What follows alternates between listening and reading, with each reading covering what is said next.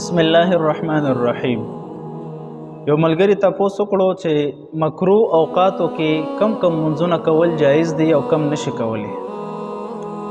فقهای کرامو 15 اوقات لیکلي دي چې دا مکروه دي، ولیکن دې کې 3 اوقات داسې دي چې هغه انتهایی شدت سره مکروه دي چې په هغه کې یو قسمه سجده هم جایز نه ده. نه نفل مونځ پکې جایز دی، نه پکې قضا مونځ جایز دی، نه فرضي مونځ جایز دی، نه آیات سجده، او که چېرته جنازه هم حاضره شي نو جنازه هم پکې جایز نه ده. هغه 3 اوقات دا دي: طلوع الشمس، کله چې دا نور راخیږي نو دغه نور راختو په وخت کې یو سجده هم جایز نه ده. استواء الشمس، کله چې دا نور د دې اسمان په میز باندې ودرېږي د زوال ټایم کې نو دغه وخت کې هم یو سجده هم جایز نه ده. 3 وخت غروب الشمس، کله چې د انور ډوبېږي، یعنی څه ټایم چې د مازدیګري مونځ وخت ختمیږي او د ماښام را داخلیږي نو دغه وخت کې دا 3 اوقات داسې غلیظ دي چې دې وخت کې یو سجده هم جایز نه ده.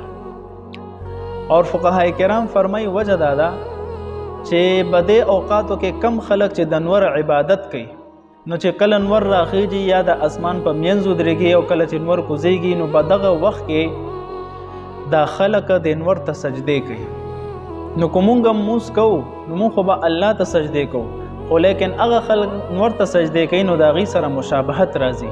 نو د دغه مشابهت په وجه باندې شریعت حکم وکړو چې په دې وخت کې یو سجده مه کوئ. دویمه ده، روایاتو کې راځي چې کله د انور راخیږي نو دا د شیطان د 2 ښکرو په منځ کې راخیږي. نو که په دغه وخت کې مونږ سجده کوو نو داسې یو مثل به قایمیږي چې ګویا مونږ شیطان ته سجده کوو. نو دغه پکې یو شبهه راتله، نو شریعت حکم وکړو چې په دغه وخت کې یو سجده هم مه کوئ.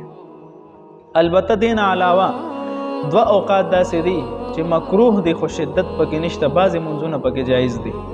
د مازدیګري مونځ نه پس چې کم وخت دی، دکه شان د سحر مونځ نه پس چې کم وخت دی، په دې 2 وختونو کې کو انسان قضایي منځونه کول غواړي قضایي منځونه کولی شي، نفل پکې نشي کېدی. آیات سجده کو کول غواړي نو آیات سجده هم کولی شي، آیات ویل او سجده په واجب شوه نو دغه سجده هم کولی شي.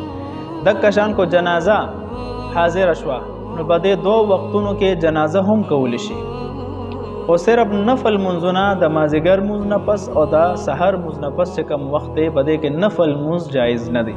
دې نه علاوه چې کم منځونه دي هغه پکې جایز دي. والسلام.